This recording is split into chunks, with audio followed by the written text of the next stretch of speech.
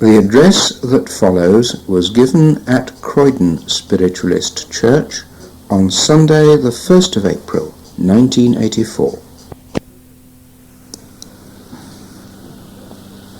God bless you, dear ones. God bless you, sister. Madam Jen.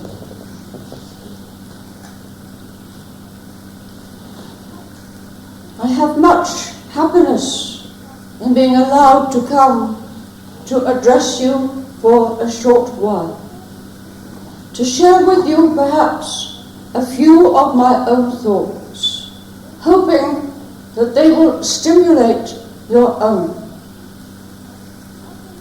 And I can see that we have with us this evening tide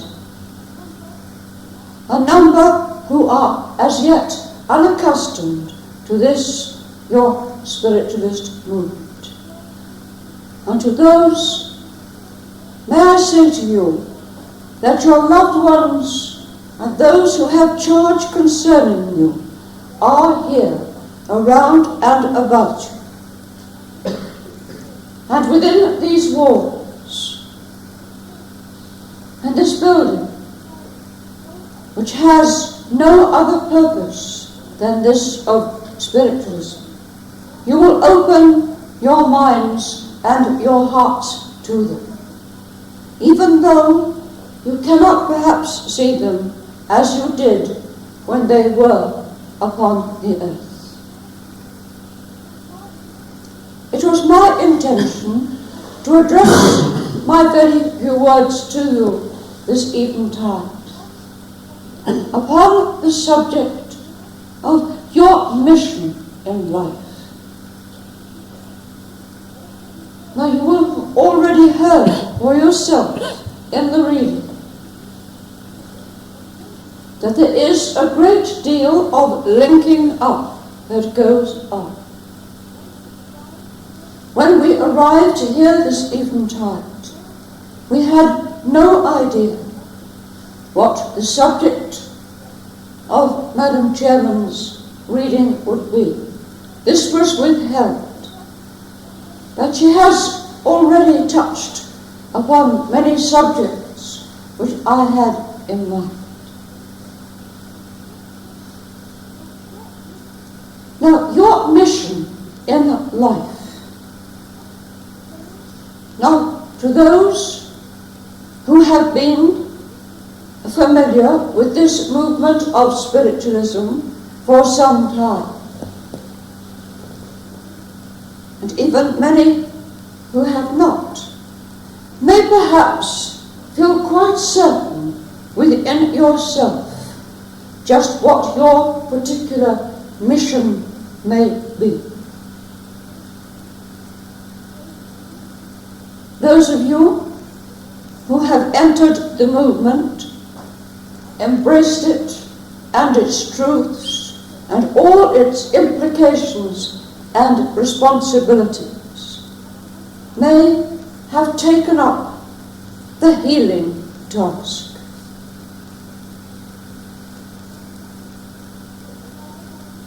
To allow one who is in trouble, either mentally, physically, or spiritually, to come to you, and you have within yourself all the capability of being used to have passed through you that which is needed, then your mission in life is surely obvious, and a very wonderful mission too.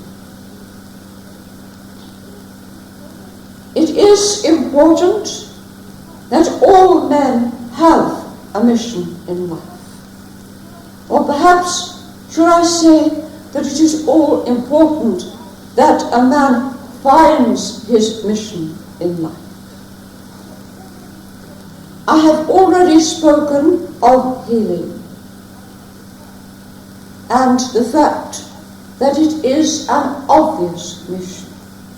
If you set out to help, comfort, and give whatever you can to the sick and troubled, I am sure that you will find your time fully occupied.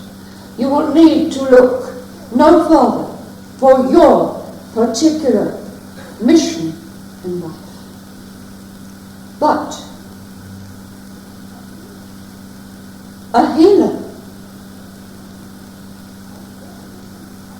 has already accepted his or her mission. They know that they are one who can be used for this very wonderful purpose. But shall we think for a moment of those whose mission in life is perhaps not as obvious? One thing is very, very sure, that when you have discovered your mission in life, you would do well to concentrate, to work hard, to bring about a closeness between yourself and your spirit helpers. Now, this does not apply only to mediums and healers, but to all. If you get to know those appointed to you, and then invite and welcome them in, and you will notice that I said get to know them first. And this is important. And for our new friends, my advice is to seek and to find out a little bit more on that subject from those who have more experience. Because when you have contacted your helper or helpers, you can then invite and encourage them in very closely, closely indeed, ever closer throughout your time upon this plane of earth. Invite them into that little, very, very private, personal ground which surrounds each and every one of you. The most experienced spiritualist can do this. What can I do to improve my link with spirit? This is a mission on its own, but it does not mean that it need be the only one. But let us think for a moment of those missions that are less obvious, unobtrusive, if you like, but certainly not lacking in importance because of that. See, in this your movement, you should be concerned with your everyday life. Of course, it is good to see those who come to the services, but remember that it is with you, belongs to you, every day of the week.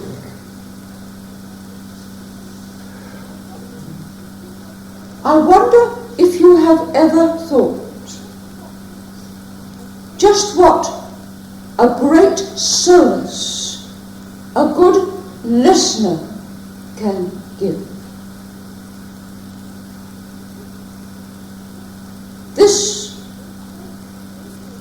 is most usually done in private,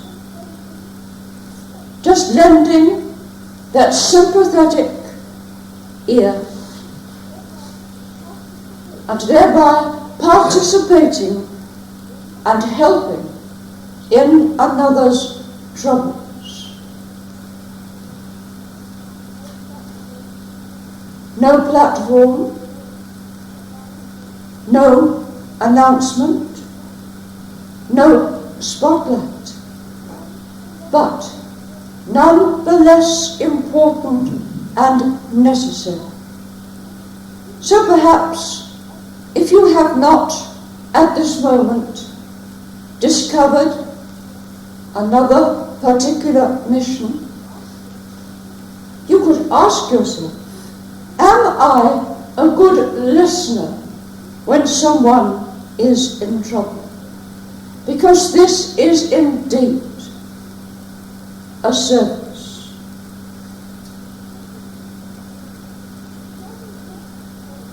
Now shall we think for a moment about this word, mission? What does it mean? A mission means a man's or woman's vocation in life. You have been able to arrive at a decision about what you should do with your life. What kind of occupation you are best fitted for. But a mission also means a divinely appointed work.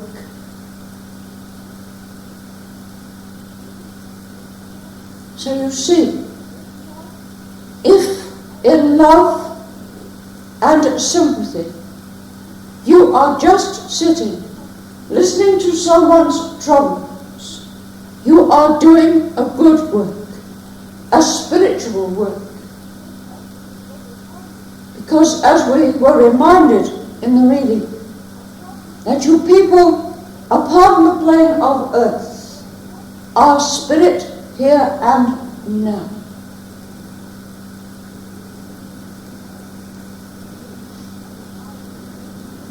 Many ideas have been put forward over the years about the way in which one should think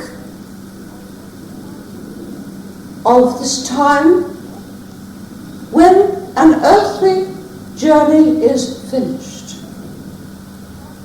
We were beautifully reminded of that tonight, about the flowers which have been brought in memory of those whose earthly journey is over. Now for those, and I'm sure it means the majority of you, if you have come from orthodoxy, you will find that your thinking has changed on this subject. When you think about the time that a friend, relative, loved one, whatever, has come to the end of the earthly journey, your thinking must change when you take in this truth and your understanding deepens over a period of time. You will realize that though of course there is that physical sense of loss, that the person has gone on to something higher and better. Their sufferings, trials, tribulations are finished. Among the writers who have written upon this subject is one who wrote several hundred years ago that perhaps the best way to mourn the so-called dead is to look after the ones to whom they belonged when upon the earth. Now I think that writer had a point. you are doing something of a practical nature. Doing your best to help that one over an unhappy, difficult period in their life. And can you imagine the joy that a loved one from what you call the world of spirit, can you imagine the joy they experience if in due course they come back to this plane of earth of yours? Because they desire to contact those that they have left behind. What indescribable joy it gives them when they find that the people that they have left behind are surrounded by people who are being kind and thoughtful and helpful and caring for them in a way that they perhaps would like to have done themselves. But because their time upon earth was done, they have to leave that to others. But I can assure you that it is a very real and a very true source of joy. That when people visit those upon the earth plane and they find them not sitting in a chair, helplessly, or weeping, or not knowing what to do, but responding to the love and care and help that others are bestowing upon them. And this is one of the very important things that your movement of spiritualism has to offer, whether it be in a number of people who have gathered at a service or meeting, or just a private meeting between two people. A person who has some understanding of this truth, this movement. That understanding comes out, reaches out to the other person, because it is an inner understanding, a spirit-to-spirit understanding. That though the end of the earthly journey may have been reached, it is not the end, but a great and very glorious beginning. And so you are able to wipe away that tear, and in due course the person will set about adjusting their lives to the new circumstance and give their loved ones in spirit happiness by so doing. And two, we remember that this is at all times two-way flow. The person who has arrived in spirit will wonder how their loved ones upon the earth are getting along. But at the same time, they have to learn to adjust to their new life.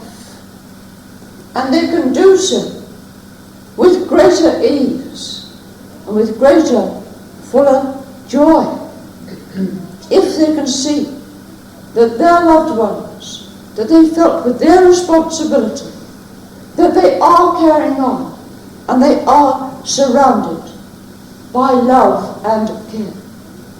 This has happened many times in this very church, I know. Someone's partner has come to the end of the physical journey, and peoples from the church congregation have gathered around to help and support at that time of need. Perhaps you have not thought of yourself as a missionary or a missioner or something like that. But in fact, beloved, that is what you are. So if you have not firmly made up your mind just what your mission is, may I suggest that you think about it quietly by yourself, sending to your spirit helpers those loving thoughts, and I am sure that they will receive those thoughts and will be prepared to help you. See, God does nothing that does not have a purpose behind it. So though you may have not thought previously of yourself as a missionary or a missionary, I assure you, dear ones, that for each and every one, not only is there a blessing, but I assure you that there is for you a mission. Good night, and God bless each one. God bless you.